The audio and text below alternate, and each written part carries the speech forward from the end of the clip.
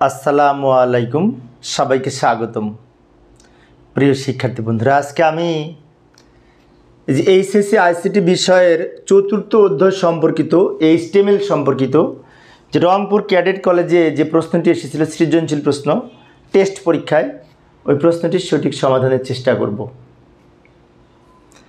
তো সমাধানের জন্য আলোচনায় তোমাদের সাথে আছি আমি মোহাম্মদ সিরাজুল ইসলাম, বরিশাল সরকারি model school and college Barishal.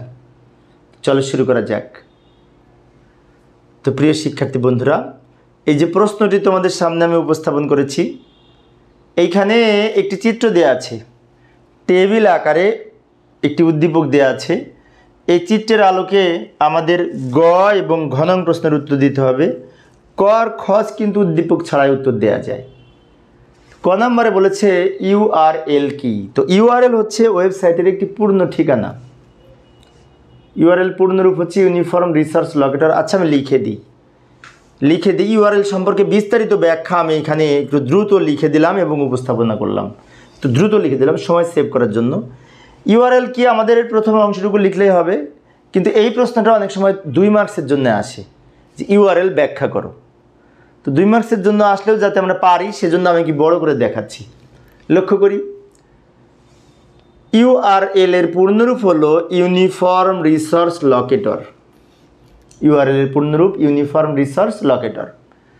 ইন্টারনেটের ওয়েব পেজগুলো যে সার্ভারে রাখা হয় তার একটি নির্দিষ্ট অ্যাড্রেস থাকে বা ঠিকানা থাকে ওয়েবসাইটের, সেই ঠিকানাকে বলা হয় ইউআরএল। যেমন আমি যদি এখান থেকে https://www.dhakaboard.gov.bd লম্বা একটি ঠিকানা, তাই না?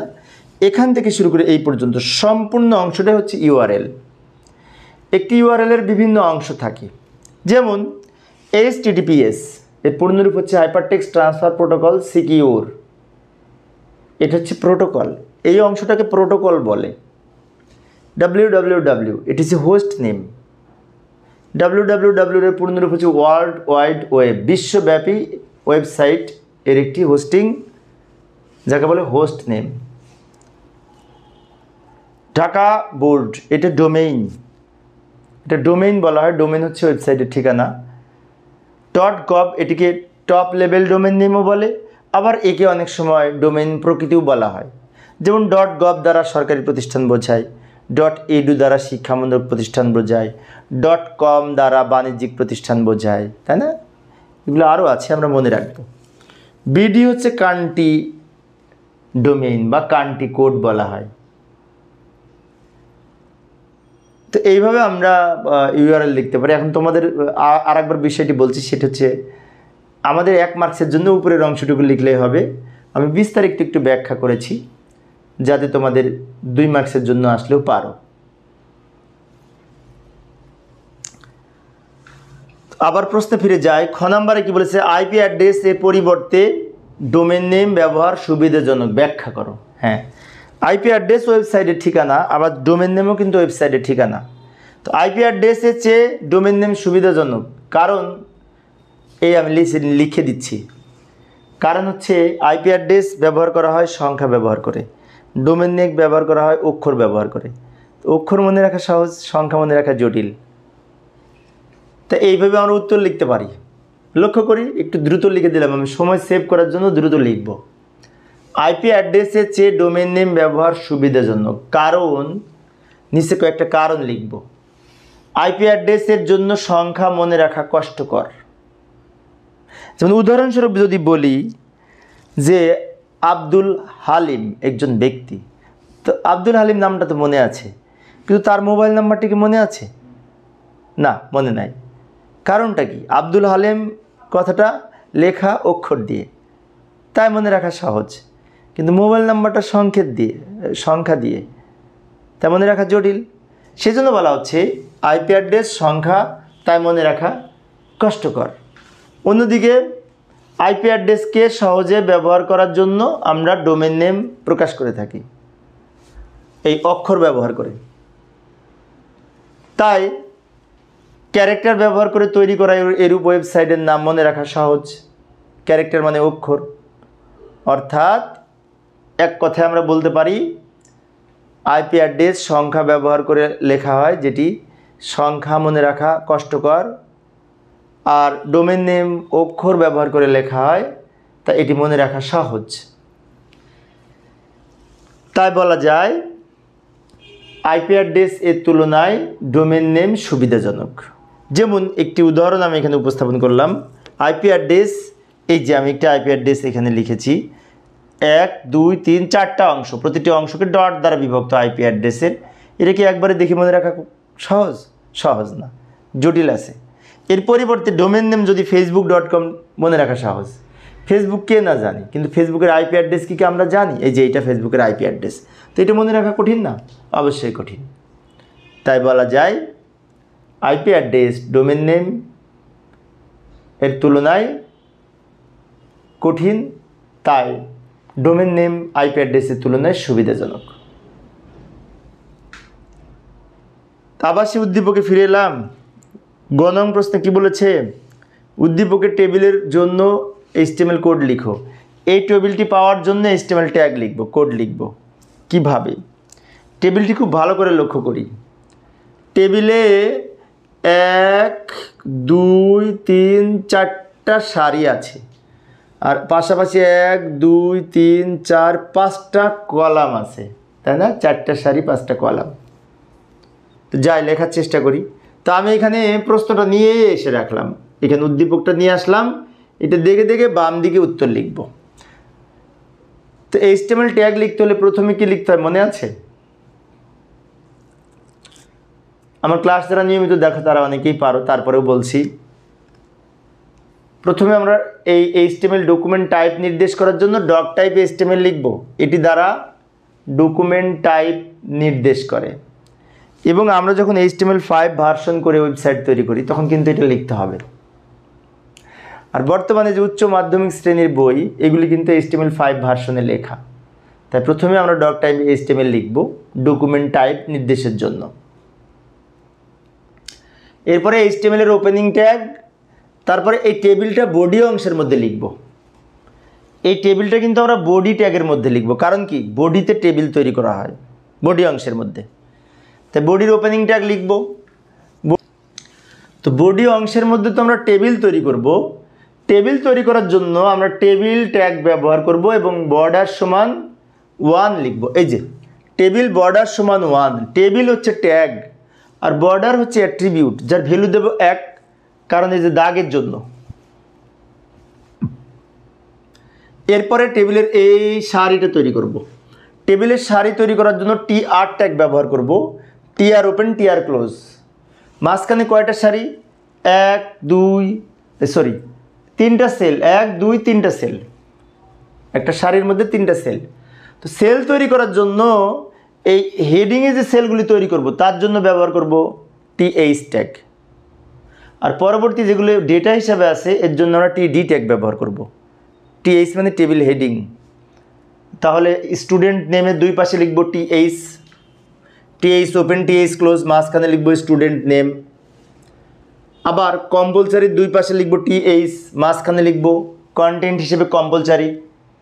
কিন্তু একটি কথা আছে, এই কম্পালসারি লেখা যে সেলটা আছে সেলটা কিন্তু 1 2 3টা কলাম একসাথে মার্জ করেছে।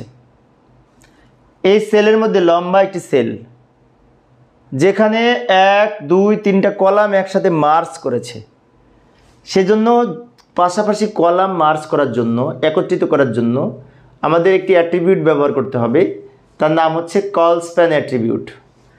এই TH তো এখানে লিখেছি আর TH ক্লোজ দিয়েছি না, তো TH এর মধ্যে ওপেনিং TH এর মধ্যে লিখব কল স্প্যান অ্যাট্রিবিউট।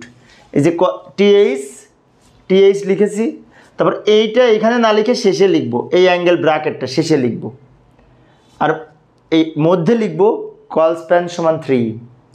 আমরা জানি ওপেনিং ট্যাগের মধ্যে অ্যাট্রিবিউট লিখতে হয়। কল স্প্যান হচ্ছে অ্যাট্রিবিউট যার ভ্যালু হবে 3। কেন 3 হবে? 1 2 3টা কলাম একসাথে মার্জ করেছে সেই জন্য। এরপরে অপশনালে কোনো ঝামেলা নাই, অপশনালে দুই পাশে TH লিখব, তারপর TR ক্লোজ করব। TR ওপেন TR ক্লোজ, এটি দ্বারা এই লম্বা সেলটা তৈরি, সারিটা তৈরি হবে।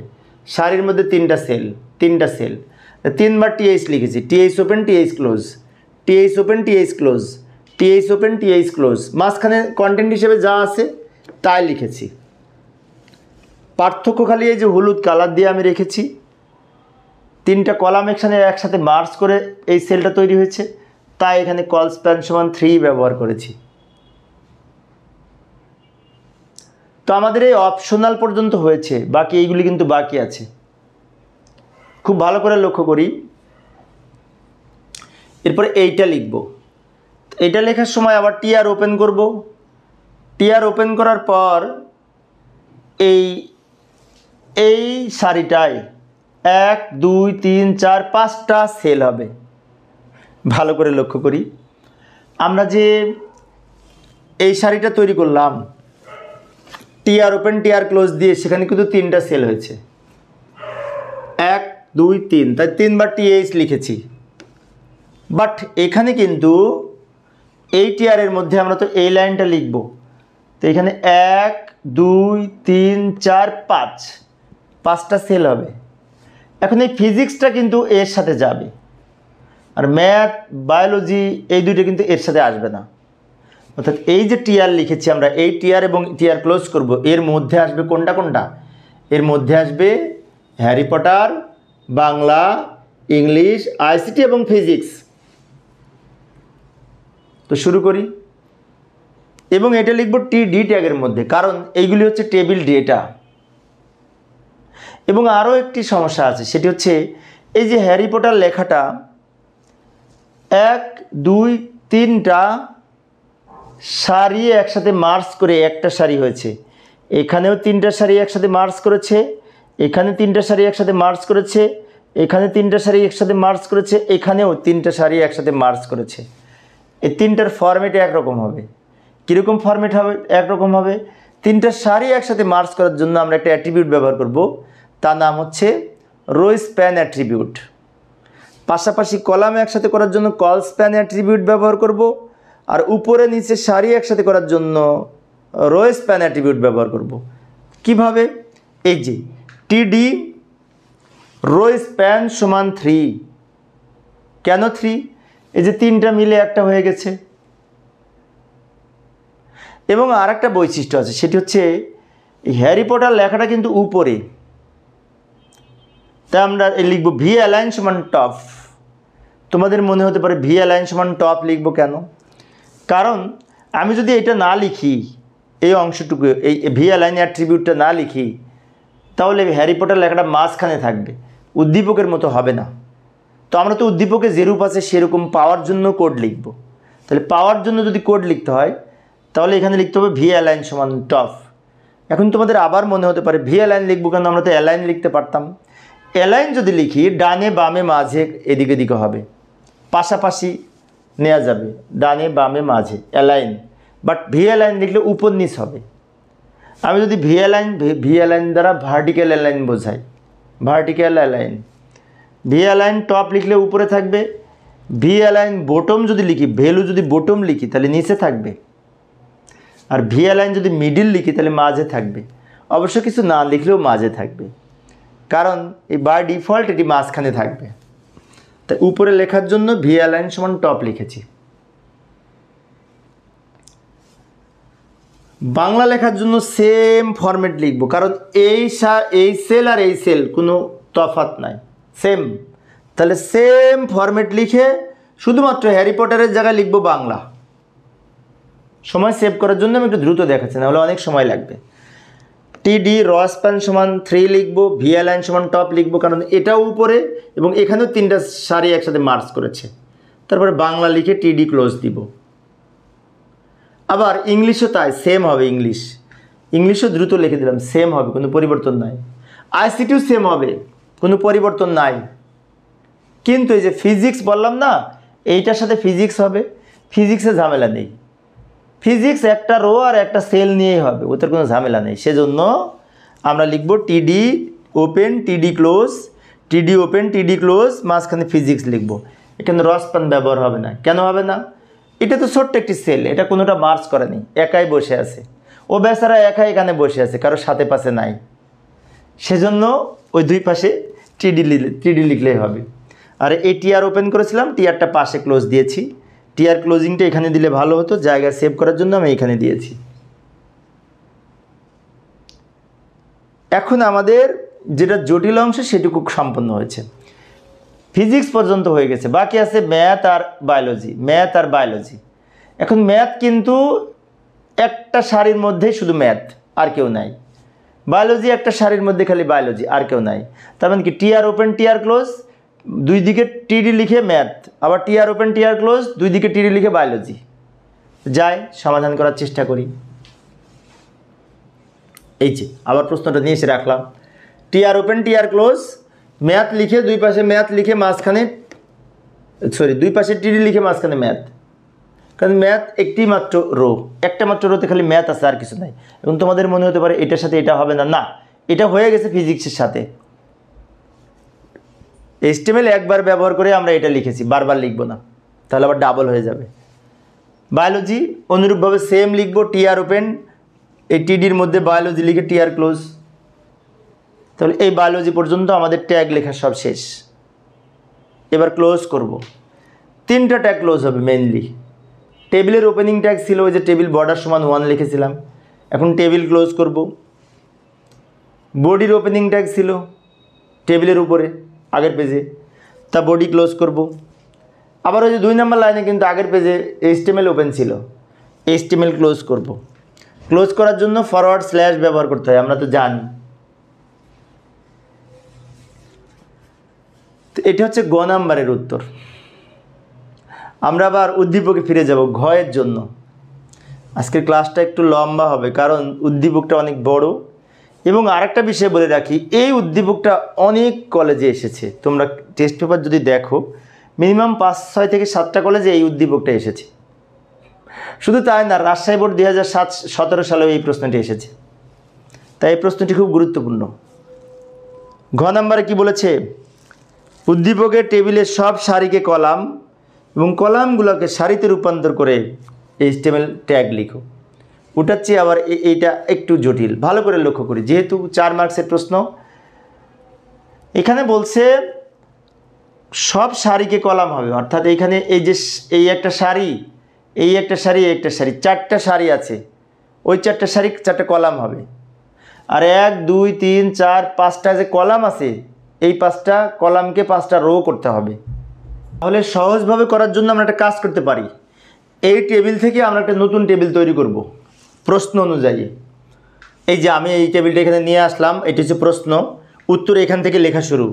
র স্তম্ভকে কলাম, কলামকে রোতে রূপান্তর করে নতুন টেবিল নিম্নরূপ বলে আমরা এইটা থেকে এই নতুন টেবিল তৈরি করলাম। কিভাবে করলাম, উপরে ছিল স্টুডেন্ট নেম কম্পালসারি অপশনাল, এটা রো ছিল, ওটা আমরা কলাম করে নিলাম, স্টুডেন্ট নেম কম্পালসারি অপশনাল। তারপরে হ্যারি পটার বাংলা, এগুলো পাশাপাশি ছিল, ওটা উপর নিচে চলে আসলো। এবং এইটাই পাশাপাশি এইখানে ছিল, ওটা নিচে চলে আসলো। অর্থাৎ আমাদের এইখানে রো ছিল 1 2 3 4, ওই 4টা রো 4টা কলাম হবে, 1 2 3 4টা কলাম হয়েছে, এই যে 1 2 3 4টা। আর কলাম ছিল 1 2 3 4 5টা কলাম ছিল, ওই 5টা কলাম 5টা রো হবে, 1 2 3 4 5টা রো হয়ে গেছে। এই যে রোকে কলাম, কলামকে রূপান্তর করে এই টেবিলটা অঙ্কন করলাম। এখন এইটা কিন্তু সম্পূর্ণ উত্তর না, এইটা দেখে আমাদের কোড লিখতে হবে, সেটা হবে প্রকৃত উত্তর। তারপরেও এটুকু উত্তরের অংশ, তা নাহলে এটা না দেখলে আমরা উত্তর লিখতে পারবো না। এখান থেকেই মূলত উত্তর লেখা শুরু। উত্তর রোকে কলাম, কলামকে রোতে রূপান্তর করে টেবিল নিম্নরূপ বলে এখান থেকে শুরু। এখন এটা দেখে ট্যাগ লিখব। তো যাই সমাধান করার চেষ্টা করি। এই যে আমি উদ্দীপকটার ওই উত্তরের অংশটা এখানে নিয়ে এসে রাখলাম, এটা দেখে দেখে আমরা এখানে লিখব। তো কিছুক্ষণ আগে যে টেবিলটা তৈরি করেছি তার সাথে অনেক ট্যাগই কমন থাকবে, সেগুলো আমি একটু দ্রুত বলবো সময় সেভ করার জন্য। যেমন ডক টাইপ HTML আগেও ছিল, এখানেও থাকবে, HTML ওপেনিং এখানেও থাকবে, টেবিলে এই বডি ট্যাগ এখানেও থাকবে, টেবিল বর্ডার সমান 1 সেটাও লিখব। তবে এখানে একটু নতুন অ্যাট্রিবিউট ব্যবহার করেছি আমি, সেল স্পেসিং সমান 0, সেল স্পেসিং সমান 0। এটা কেন লিখেছি, এটা লিখলেও হয় না লিখলেও হয়। তো এটা একটু বেশি শুদ্ধ করার জন্য আমি লিখেছি, এটা না লিখলেও নম্বর পাবে, সমস্যা নেই, অনেক বইতে এটি লেখা নাই। এই যে দাগগুলো আছে না, এই দাগগুলো আমরা যদি এই সেল স্পেসিং সমান 0 না দিই, তাহলে এই দাগগুলো কিন্তু সিঙ্গেল হবে না, ডাবল ডাবল মনে হবে। তোমরা ওয়েবসাইট তৈরি করার সময় দেখবে আমরা যদি সেল স্পেসিং সমান 0 দিই তাহলে এরকম সলিড দাগ হবে। তো এইটুকু দিলেও হবে, না দিলেও হবে, এই অংশটুকু আমি বারবার বলছি। টেবিল বর্ডার সমান 1 লিখলে হবে, কারণ উচ্চ মাধ্যমিক শ্রেণীতে এমনি শিক্ষার্থীদের কাছে এই HTMLটা অনেক জটিল মনে হয় অনেকের কাছে। তাই কিছু কিছু ক্ষেত্রে অনেক সময় বোর্ড পরীক্ষায় একটু ছাড় দিয়ে দেখার চেষ্টা করে, সেক্ষেত্রে এই বিষয়টি না লিখলেও হবে, কিন্তু বর্ডার সমান 1 অবশ্যই লিখতে হবে। এরপরে কি করব, এই রোটা তৈরি করার জন্য TR ওপেনিং ট্যাগ লিখব, তারপরে স্টুডেন্ট নেমে দুই পাশে লিখব কি TH, এবং এইটা আর এইটার মধ্যে একটু পার্থক্য আছে, এটা কিন্তু ডিপ লেখা, এটা হালকা লেখা। হালকা লেখার জন্য এটা TD ব্যবহার করব, এইগুলির জন্য TH ব্যবহার করব, কিন্তু এগুলো ডিপ লেখা। এখন এইটা হেডিং হয়ে গেছে, এইটা TH এর দুই পাশে TH লিখবো, এটার দুই পাশে TH লিখবো, এটার দুই পাশে TH লিখবো, কারণ এইগুলো সব হচ্ছে হেডিং। বাট এইগুলির বামে ডানে আমরা যে লিখবো ট্যাগ, সেটা হচ্ছে TD tag, TD table data, এগুলি ডেটা, এগুলো হচ্ছে হেডিং, সেজন্য আমরা লিখেছি TH ট্যাগ। এরপরে হ্যারি পটার লিখবো TDর মধ্যে, কিন্তু একটা কথা আছে, কথাটা হচ্ছে এই হ্যারি পটার কিন্তু 1 2 3টা কলাম একসাথে মার্চ করেছে, 3টা কলাম একসাথে মার্চ করেছে। 3টা কলাম একসাথে মার্চ করার জন্য কল স্প্যান অ্যাট্রিবিউট ব্যবহার করব, ভ্যালু দেব 3। এই যে হ্যারি পটারের দুই পাশে লিখব TD, মাঝখানে হ্যারি পটার, কিন্তু ওপেনিং TDর মধ্যে লিখব কল স্প্যান সমান 3, কারণ 3টা কলাম একসাথে মার্চ করেছে। এখন এই সারিটা সম্পূর্ণ হয়েছে, তাহলে TR দিয়ে ক্লোজ করব। তারপরে সারি তৈরি করার জন্য কম্পালসারি বাংলা, এই দুইটা মিলে একটা সারি হবে।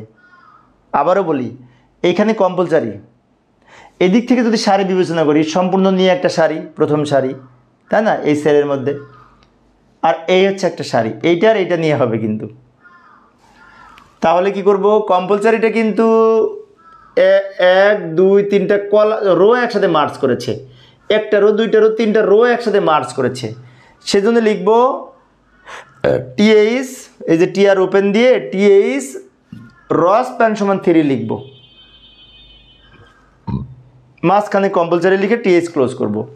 এখন তোমাদের মনে হতে পারে এখানে TD লিখলাম, এখানে TH লিখলাম কেন, তাই না? কারণটি হচ্ছে, লক্ষ্য করে দেখো, এটা কিন্তু ডিপ বোল্ড করা, তো বোল্ড করা এবং মাঝখানে, বোল্ড এবং মাঝখানে সেন্টার অ্যালাইন, তাই বোল্ড এবং মাঝখানে রাখার জন্য আমরা যদি TH ব্যবহার করি, দুই দিকে TH ট্যাগ ব্যবহার করলে TH এর বাই ডিফল্ট আউটপুট হচ্ছে বোল্ড হবে লেখাটা, এবং মাঝখানে থাকবে। এরপরে বাংলা লিখব, তো বাংলাটা TD এর মধ্যে লিখব, কারণ এই যে লেফট অ্যালাইন, এটি TD ব্যবহার করে লেখা হয়েছে। এই যে TD ওপেন, TD ক্লোজ, মাঝখানে বাংলা লিখেছি। কিন্তু এখানেও কিন্তু 3টা কলাম যেহেতু একসাথে মার্চ করেছে, তাই কল স্প্যান সমান 3 লিখব, কারণ এই যে হ্যারি পটারটা যখন লিখলাম তখন যেভাবে লিখেছি, যে ফরম্যাটে, সেই ফরম্যাটে প্রত্যেকটা হবে, কারণ এখানেও 3টা কলাম একসাথে মার্চ করে লিখেছে, এইগুলোতেও 3টা কলাম একসাথে মার্চ করে একটা কলাম হয়েছে। 3টা কলাম একসাথে মার্চ করার জন্য কল স্প্যান সমান 3 লিখব। তাহলে বাংলা পর্যন্ত এই সারিটাও আমাদের হলো। এখন TR ক্লোজ করে আমাদের বাংলা পর্যন্ত লেখা হয়েছে। এবার ইংলিশটা কিন্তু একটা সারি, একটা সারির মধ্যে একটা সেল, তাহলে একটা TR এর মধ্যে এটা হবে, একটি মাত্র সেল। এইখানে তো জায়গা নাই, পরে স্লাইডে যাই। এই যে এইখানে আসলাম, TR ওপেন ইংলিশ, ওই যে ইংলিশ কল স্প্যান সমান 3 লিখব, কারণ তো বাকি অংশটা এখানে লেখার জন্য আবার TR ওপেন করব। TR ওপেন করার পরে ইংলিশের দুই পাশে কি লিখব, TD, কিন্তু প্রথম TDর মধ্যে যে কল স্প্যান সমান 3 হবে, কারণ এখানেও তো 3টা কলাম একসাথে মার্চ করেছে। তারপরে আমরা কি করব, TR ক্লোজ দেবো, যে TR open TR close, TD open TD close, মাঝখানে লিখব কল স্প্যান সমান 3 লিখব, অ্যাট্রিবিউটের ভ্যালু, কারণ 3টা কলাম একসাথে মার্চ করেছে। ICTও তাই, সেমভাবে লিখব, খালি ইংলিশের জায়গায় ICT হবে। একটু দ্রুত লিখে দিলাম সময় সেভ করার জন্য। TR ওপেন TR ক্লোজ, তাহলে সারিটা তৈরি হবে। ICT লিখব, দুই পাশে TD লিখব, তাই না? কিন্তু প্রথম TDর মধ্যে কল স্প্যান সমান 3 হবে, কারণ এখানেও 3টা কলাম একসাথে মার্চ করেছে। তারপরে এইগুলি লিখব। এখানে ঝামেলা নেই, অনেক সহজ। টিআর ওপেন টিআর ক্লোজ দিব। অপশনালের দুই পাশে টিডি, ফিজিক্সের দুই পাশে টিডি, ম্যাথের দুই পাশে টিডি, বায়োলজির দুই পাশে টিডি, কোনো ঝামেলা নেই এখানে।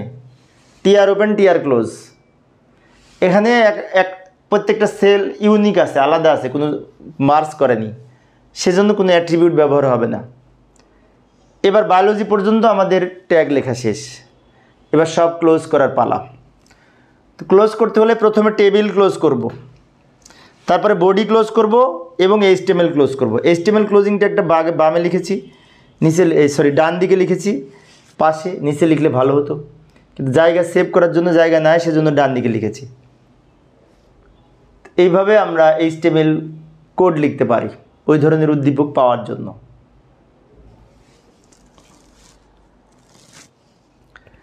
তো প্রিয় শিক্ষার্থী বন্ধুরা, এই ছিল আমার আজকের আলোচনার বিষয়। আমি অল্প অল্প করে আলোচনা করি যাতে তোমরা ভালো মতো বুঝতে পারো। পরিশেষে সবাই ভালো থাকবে এবং সুস্থ থাকবে এই কামনায় খোদা হাফেজ।